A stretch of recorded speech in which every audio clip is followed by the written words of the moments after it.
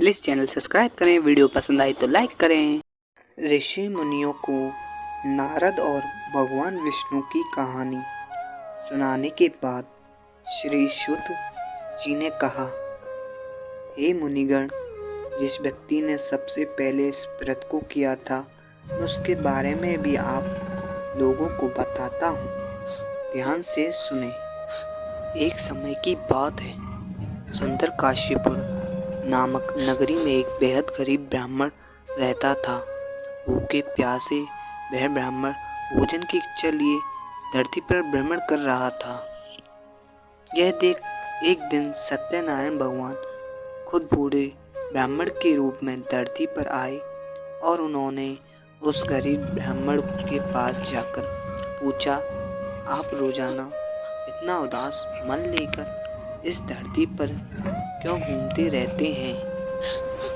ब्राह्मण ने जवाब में कहा, मैं एक गरीब ब्राह्मण हूँ और बच्चा की तलाश में धरती पर भ्रमण करने को मजबूर हूँ।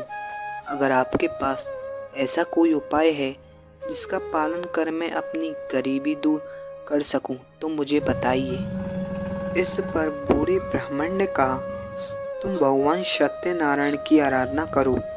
वह सभी के मन की मुराद को पूरी करते हैं। उनकी पूजा करने वाला हर शख्स दुख और कष्ट से दूर हो जाता है।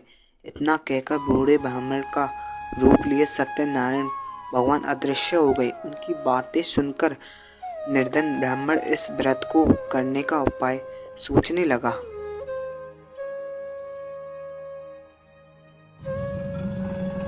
रात भर गरीब ब्राह्मण ने इसी के बारे में सोचा और पूरी रात जागने के बाद सत्यनारायण भगवान की पूजा करने के लिए भिक्षा मांगने निकल पड़ा।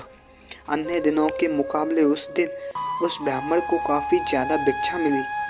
उस भिक्षा से और अपने प्रियजनों के सहयोग से किसी तरह ब्राह्मण ने सत्यनारायण भगवान की पूजा की। पूजा के बाद उस गरीब ब्राह्मण के सभी दुख दूर हो गए। धीरे धीरे वह कई संपत्तियों का मालिक हो गया। ब्राह्मण हर महीने नियमित रूप से इस पूजा को करने लगा। श्री शुक ने कहा, इस तरह से जो कोई भी सच्ची श्रद्धा के साथ श्री सत्यनारायण भगवान की पूजा करेगा वह सभी प्रकार के दुखों और पापों से मुक्ति पा सकेगा।